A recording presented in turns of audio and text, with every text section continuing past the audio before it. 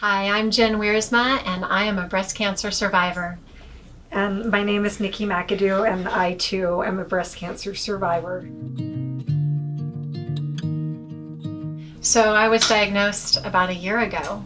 It was right after Thanksgiving. I had gone to my doctor's office for that normal physical, and she felt the lump that I had felt, and I had dismissed it just thinking it was a cyst. And she was the one that said, Jen, you really need to look into this further and figure it out. So I did. I went in and had that mammogram. I had put it off for far too long. And then I had a biopsy because they were concerned. And right after Thanksgiving, I got that call. And sure enough, I got that phone call where she said, Jen, you do have cancer, you have a tumor, not only in your breast, but also in your lymph node. So my whole world just stopped, as you can imagine. And I was working full time with Nikki. We've been co-workers through this process. And I remember she was one of the first people who wrapped her arms around me and said, you know what? You're gonna make it, you're gonna fight. She gave me flowers and a card, and it totally meant the world to me. So she was right there with me along with my family. From that point forward, I knew that I was gonna have to put in a battle with chemo and surgery and all of these things that I never thought would be me. And so this October with Breast Cancer Awareness, it's taken on new meaning because now I've walked that journey. And once you've been diagnosed, it's always in the back of your mind, you know. And so the journey has been rough, but it's been such a blessing because Nikki was right there beside me, and I won't steal your story, but it is so special that we've been able to go through this together.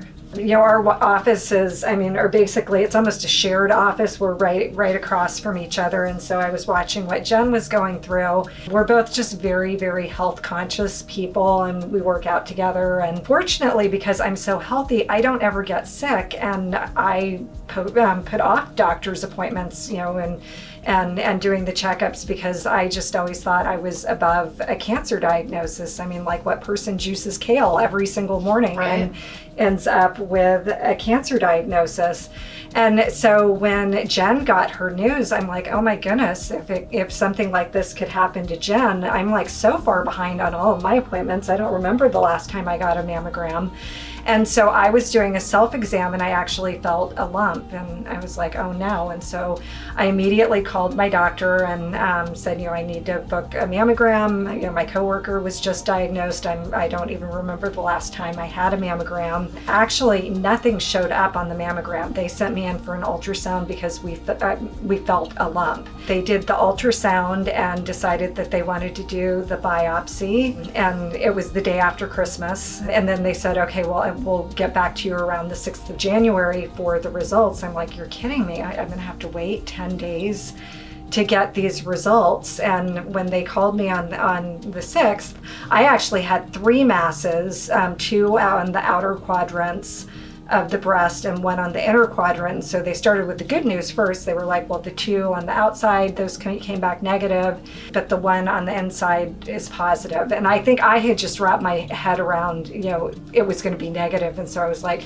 and we were texting like back and forth. I'm like, I'm sure it's negative. Yeah. This can't be, And so we were just totally encouraging each other constantly. So of course we would talk about it. What are we going to do? Bring your ice. Let's do this. Bring the snack. Bring your water. And then we would chat the whole time. Yeah. And it was almost like getting together for coffee with a friend. If you can glean anything positive from chemo, just us going through this journey together was really positive. It's meant a lot. And I'll never forget her texting me and just kind of saying, gosh, if it hadn't been for you going to your appointment and being diagnosed, I may not know. And that's the thing, is so many of us, we don't know. There may not be a sign, or there might be something little that we dismiss as a cyst, or sometimes you can't pick it up with a mammogram and you need the ultrasound. Mm-hmm. I think there was peace in that for us, in knowing it was meant for a purpose. We were in it for each other so that we could get the care that we needed and be able to fight it together, and then to be able to encourage women, and be on the other end and go, yeah, it's tough to go through chemo and surgery. You feel stripped, because your health has been taken. You don't know where your future is going. Your hair falls out, which it's just I never pictured myself bald, you know, and going through that is so tough. So, and then on top of it, you're not feeling good. I didn't want anybody to look at me like in pity, like, oh, that, you know, poor woman with cancer. I mean, I've always been a really strong person. And for me, keeping my identity, I didn't have anything this beautiful, but I mean, one of the first things that I did was look into getting a wig, because I honestly was just so much more stressed out about losing my hair than going through my mastectomy. I mean, I just felt like my hair was so much of my identity, and I wanted to, you know, regain or keep as much normalcy as I could. So, I mean, one of the first things I did was I went out and got a wig, and I think there is a lot of stigma, especially when you have like naturally like beautiful hair, just getting to a place of acceptance. And for me, I mean, my hair didn't fall out just a little bit at a time. I mean, it fell out all at once in the shower, and then I just had a few little strands left. And so how wonderful it is to know there are options for hair, because that can make all the difference. We all know a good hair day is a good day.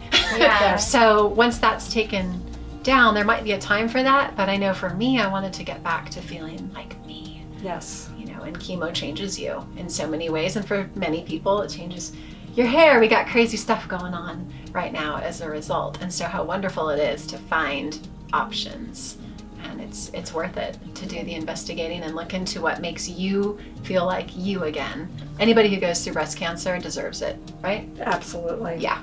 So the one thing I would encourage any of you to do if you're diagnosed is to know that there's a huge community out there with resources dedicated to encouraging you. It just takes reaching out. You know, you have your dark days where you kind of cry and you don't want to talk to anybody, but I would encourage you to get past that and get out and talk to people, because there's so many who want to encourage you and will help you through the journey. And that makes all the difference. It was really neat to connect with other people in the community too who could offer those things. So check it out. Don't discount that option, because there will always be someone there who's been through it, who wants to reach out and help you and give you a hug.